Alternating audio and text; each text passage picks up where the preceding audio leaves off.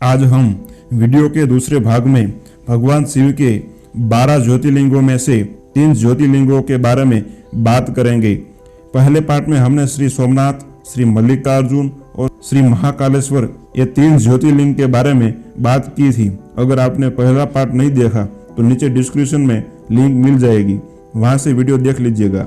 तो वीडियो शुरू करने से पहले अगर आप हमारे चैनल पर नए हैं तो हमारी चैनल को सब्सक्राइब करें और अगर वीडियो पसंद आए तो लाइक और शेयर करें। तो चलिए वीडियो शुरू करते हैं। श्री ओमकारेश्वर, श्री ममलेश्वर। यह ज्योतिर्लिंग मध्य प्रदेश में पवित्र नर्मदा नदी के तट पर स्थित है। इस स्थान पर नर्मदा के 2 धाराओं में विभक्त हो जाने के बीच में एक टापू सा बनाया गया है। इस टापू को मांधाता पर्वत या शिवपुरी कहते हैं। नदी की एक धारा इस पर्वत के उत्तर और दूसरी दक्षिण होकर बहती है। यह ज्योतिर्लिंग मध्य प्रदेश के पवित्र नर्मदा नदी के तट पर स्थित है। इस स्थान पर नर्मदा के 2 धाराओं में विभक्त हो जाने से बीच में एक टापू सा बन गया है। इस टापू को शिवपुरी कहते हैं। नदी की एक धारा इस पर्वत के उत्तर और दूसरी दक्षिण होकर बहती है। दक्षिण वाली धारा ही मुख्य धारा मानी जाती है। इसी शिवपुरी पर्वत पर श्री ओमकारेश्वर ज्योतिर्लिंग का मंदिर स्थित है। पूर्व काल में महाराज मांधाता ने इसी पर्वत पर अपनी तपस्या से भगवान शिव को प्रसन्न किया था। इसी से इस पर्वत को मांधाता पर्वत कहा जाता है। इस ज्योतिर्लिंग मंदिर के भीतर 2 कोठरियों से होकर जाना पड़ता है। भीतर अंधेरा रहने के कारण निरंतर प्रकाश जलता रहता है।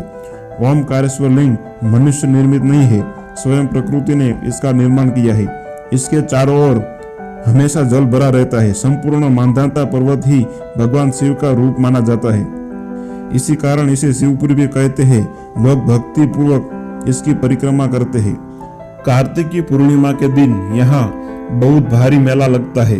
यहाँ लोग भगवान शिव जी को चने की दाल चढ़ाते हैं। रात्रि की शिव आरती का कार्यक्रम बड़ी भव्यता के साथ होता है। तीर्थयात्रियों को इसके दर्शन अवश्य करने चाहिए। इस ओमकारेश्वर ज्योतिर्लिंग के 2 स्वरूप है। एक को ममलेश्वर के नाम से जाना जाता है। यह नर्मदा के दक्षिण तट पर ओमकारेश्वर से थोड़ी दूर हटकर है। पृथक होते हुए भी दोनों की गणना एक ही में की जाती है। लिंग के 2 स्वरूप होने की कथा पुराणों में इस प्रकार दी गई है। एक बार विंध्य पर्वत के पार्थिव अर्चना के साथ भगवान शिव की 6 मास तक कठिन उपासना की। उसकी इस उपासना से प्रसन्न होकर भूत भावन शंकर जी वहां प्रकट हुए। उन्होंने विंध्य को उन मनोवांछित वर प्रदान किए। विंध्याचल की इस वर प्राप्ति के अवसर पर वहां बहुत से ऋषिगण और मुनि भी पधारे। उनकी प्रार्थना पर शिवजी ने अपने ओमकारेश्वर नामक लिंग के 2 भाग किए। एक का नाम ओमकारेश्वर और दूसरे का नाम अमलेश्वर पड़ा। दोनों लिंग का स्थान और मंदिर पृथक होते भी दोनों की सत्ता और स्वरूप एक ही माना गया है। शिव पुराण में इस ज्योतिर्लिंग की महिमा का विस्तार से वर्णन किया गया है। श्री ओमकारेश्वर और श्री ममलेश्वर के दर्शन का पुण्य बताते हुए नर्मदा स्नान के पावन फल का भी वर्णन किया गया है। प्रत्येक मनुष्य को इस क्षेत्र की यात्रा अवश्य ही करनी चाहिए। लौकिक परलौकिक दोनों प्रकार के उत्तम फलों की प्राप्ति भगवान ओमकारेश्वर की कृपा से सहज ही हो जाती है। धर्म, अर्थ, काम और मोक्ष के सभी साधन उनके लिए सहज ही सुलभ हो जाते हैं। अंततः उसे लोकेश्वर महादेव भगवान शिव के परम धाम की प्राप्ति हो जाती है। भगवान शिव तो भक्तों पर अकारण ही कृपा करने वाले हैं। फिर जो लोग यहाँ आकर उनके दर्शन करते हैं, उनके सौभाग्य के विषय में कहना ही क्या है।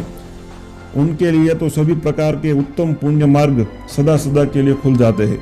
दूसरा ज्योतिर्लिंग श्री केदारनाथ। यह ज्योतिर्लिंग पर्वतराज हिमालय की केदार नामक चोटी पर स्थित है। पुराणों एवं शास्त्रों में श्री केदारेश्वर ज्योतिर्लिंग की महिमा का वर्णन बारंबार किया गया है। यहाँ की प्राकृतिक शोभा देखते ही बनती है। इस चोटी के पश्चिम भाग में पुण्यमती मंदाकिनी नदी के तट पर स्थित केदारेश्वर महादेव का मंदिर अपने स्वरूप में ही हमें धर्म और अध्यात्म की ओर बढ़ने का संदेश देता है। चोटी के पूर्व में अलकनंदा के सुरम्य तट पर बद्रीनाथ का परम प्रसिद्ध मंदिर है। अलकनंदा और मंदाकिनी ये दोनों नदियां नीचे रुद्रप्रयाग में आकर मिल जाती है। दोनों नदियों की यह संयुक्त धारा और नीचे देवप्रयाग में आकर भागीरथी गंगा से मिल जाती है। इस प्रकार परम पावन गंगा जी में स्नान करने वालों को भी श्री केदारेश्वर और श्री बद्रीनाथ के चरणों को धोने वाले जल का स्पर्श सुलभ हो जाता है। इस अति पवित्र पुण्य फलदायी ज्योतिर्लिंग की स्थापना के विषय में पुराणों में यह कथा वर्णित है।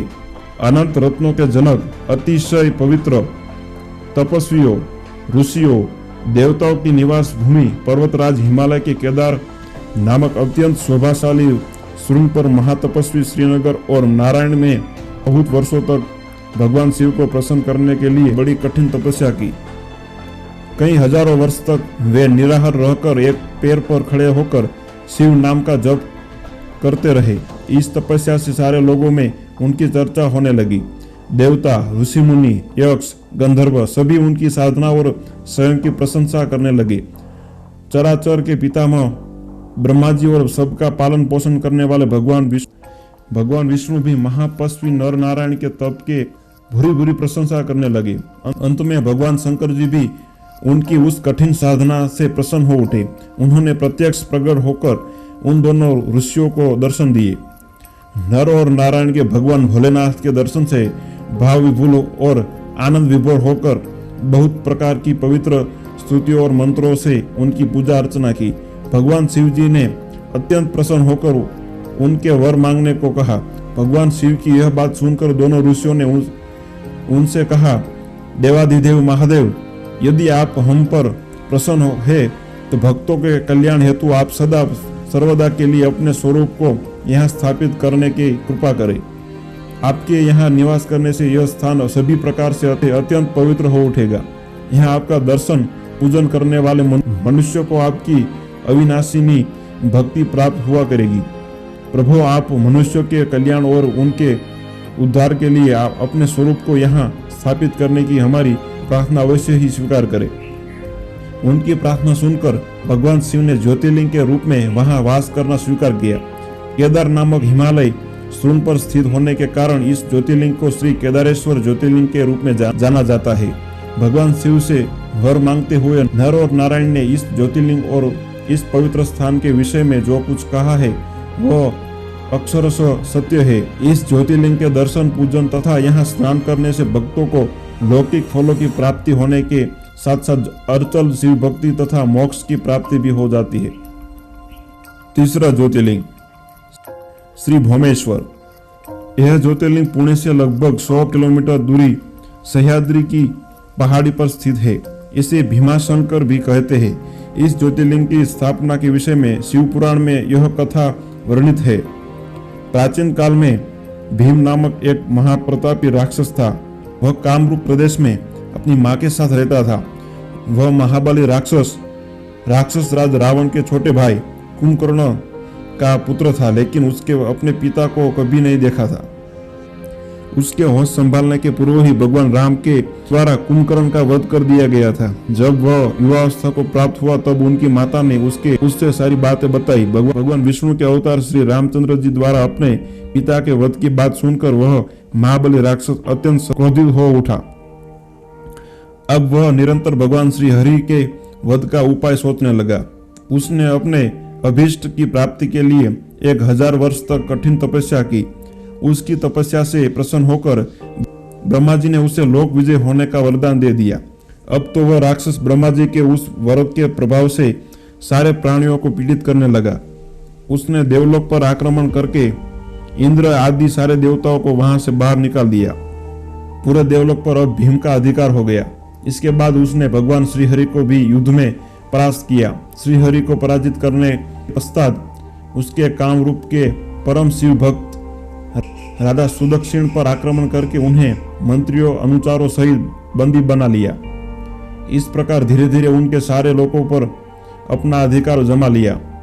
उसके अत्याचार से वेदों, पुराणों, शास्त्रों और स्मृतियों का सर्वत्र एकदम लोप हो गया।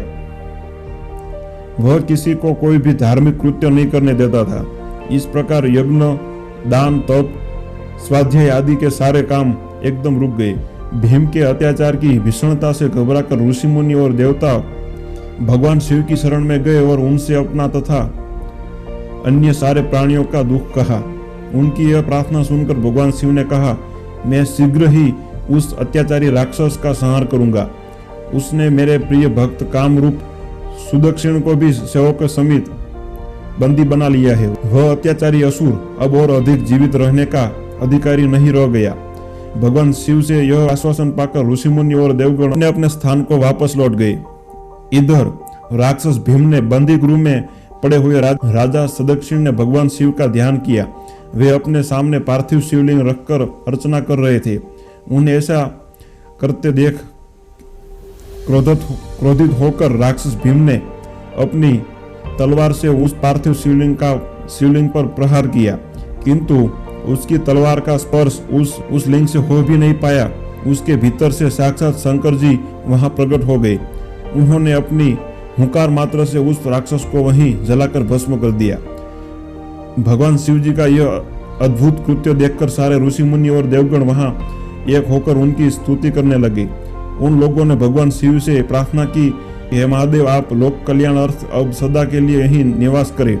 यह क्षेत्र शास्त्रों के अपवित्र बताया गया है। आपके निवास से यह परम पवित्र पुण्य क्षेत्र बन जाएगा। भगवान शिव ने सबकी यह प्रार्थना स्वीकार कर ली। वह ज्योतिर्लिंग के रूप में सदा के लिए निवास करने लगे। उनका यह ज्योतिर्लिंग भीमेश्वर के नाम से विख्यात है। शिव पुराण में यह कथा पूरे विस्तार से दी गई है। इस ज्योतिर्लिंग की महिमा अमोल है। भक्तों की सभी मनोकामनाएं यहाँ आकर पूर्ण हो जाती है। तो चलिए आज की वीडियो के दूसरे पार्ट को यहीं विराम देते हैं। फिर हम तीसरे पार्ट में मिलेंगे। तब तक जय हिंद, जय भारत, हर हर महादेव।